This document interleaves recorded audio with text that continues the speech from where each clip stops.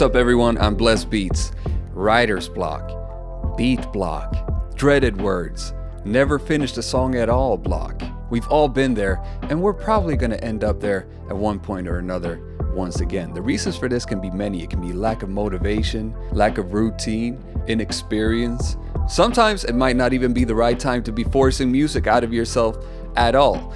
But in this mini-series, we've compiled a set of tools for you to break out of that mental prison, get past those frustrating moments, and first and foremost, have more fun making music. Really trying to pin down and determine your goal, starting with your why, gives you a sense of purpose that will guide you when you're in doubt. Here are some examples for different goals that you might have.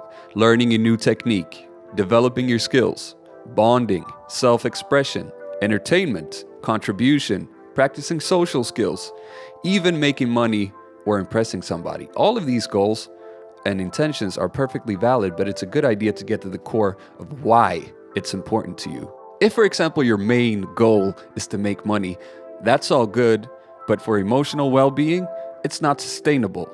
Chances are that if you do anything because of an intrinsic value, you'll experience less writer's blocks, you will last longer without running into them, and you will lead a more fulfilling life in general. Once you figure out why you're doing something for yourself, setting goals becomes a lot more easier, and seeing the stepping stones of how to get there too.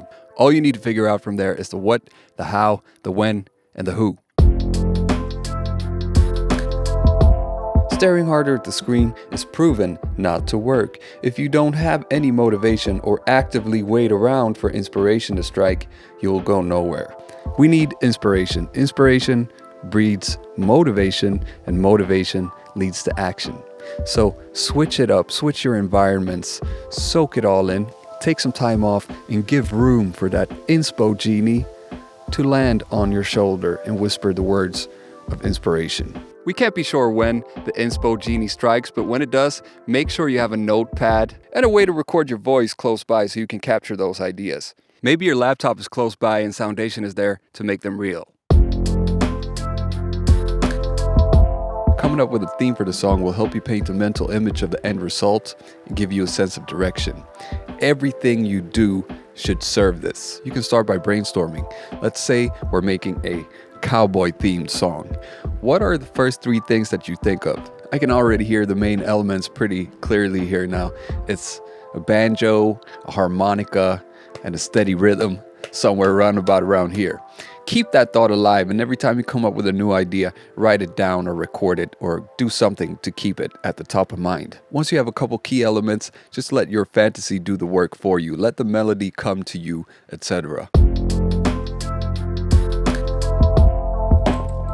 Collaboration and bouncing ideas off of each other is one of the best ways to get unstuck when you're making music. So say you found a writing partner, you're ready to put in work, you're both inspired, that's a great start, and sometimes it just clicks and you can vibe off of each other. For an ultra smooth workflow, it's a good idea to determine your roles beforehand, and to do that, you need to know what motivates the other person, because we're all different, right?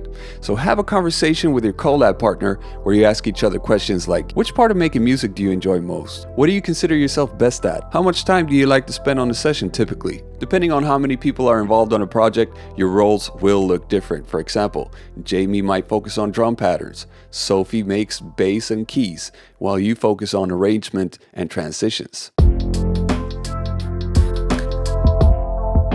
This one might be obvious, but it's so simple, effective, and often overlooked or not followed through with. Set a deadline for yourself and stick to it.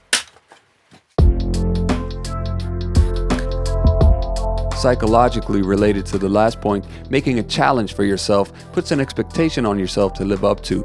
And even though you don't have a winner's mentality, most people seem to thrive under a little bit of pressure. Here are some examples of challenges you can make for yourself. Spend 30 minutes a day making music. Make a full song in a day. Make one loop a day for 30 days straight. Remember that the challenge should serve as a motivator and not a measure of your self-worth, so don't beat yourself up or stress out if you miss a day or two. It's not the whole world. Depending on how much time you can spare, starting small with baby steps may be a better idea until you develop that resilience, resistance, and discipline to maybe make a whole album in a day. But this is no different from physical exercise. Your brain will get used to it. This one is simple. I love my lists, and once you broke out of the box, once you're at a certain point where you've fleshed out somewhat of a song, write down all of the things that need to be done and then just check them off one by one. It works great. Of course, how we operate and what motivates us as people is going to differ a lot from person to person. So any combination of these tips, I recommend you try a little bit of everything until you find a balance that gets your razor sharp discipline while still maintaining the love and the fun. Stay tuned, subscribe, ring the notification bell, and like, because in the next episode, we're going to take a look at a few practical tips to how you can finish your tracks.